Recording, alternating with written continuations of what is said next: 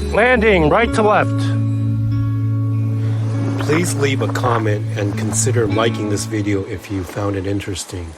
Then check back soon because I will be linking my next unboxing video and sharing my soon-to-be 50mm EDF setup using this exact airframe of this highly customizable RC jet right here on this channel and also in the description box of this video soon.